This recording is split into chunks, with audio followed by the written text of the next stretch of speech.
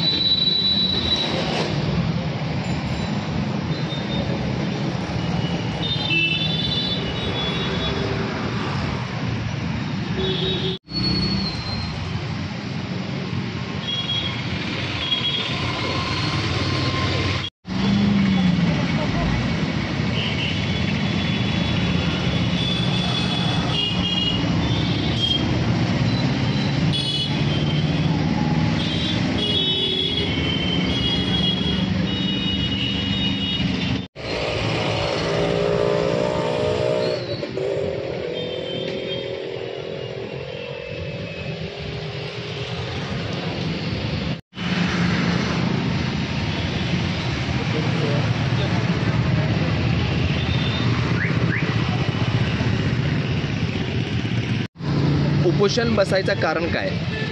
माझ्या मुलाने कनिष्ठ अभियंता पदाची परीक्षा दिली आहे। त्याला 200 पैकी 90 गुण आहेत। शासनाच्या 4 मे 2022च्या शासन निर्णयाप्रमाणे तो पात्र आहे आणि मी स्वतः दिव्यांग आहे, जन्मतः 100% अंध आहे, तरीसुद्धा ही नियुक्ती द्यायला तयार नाही।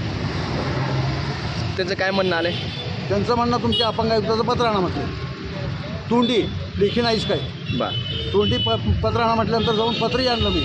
आयुक्तांनी स्पष्ट उल्लेख केला आहे की बाबा या दिव्यांगाचा मुलगा आहे, हा पात्र आहे वगैरे वगैरे लिहिलं आहे आणि यानं सांगितलं की तुम्ही सक्षम आहात, तुम्ही तुमच्या सराव हे प्रकरण निर्णयासाठी वर्ग करून लावा। त्यांना म्हणतात आयुक्ताकडूनच लिहून आणा। साहेबांचं म्हणणं आहे की आयुक्ताकडून लिहून आणा की यांचा समावेश व्हावा। साहेब कसं ते लिहून निर्णय अधिकारी आहेत।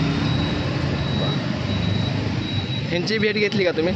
शिवसाहेबांची भेट घेतल्यानंतर तोंडी सांगितले की आता होत नाही, मला स्पर्धेप्रमाणे यावं लागेल। मग माझ्या दिव्यांग मुलाचा काय उपयोग आहे? म्हणजे माझ्या मुलाचा काय उपयोग आहे दिव्यांगातून?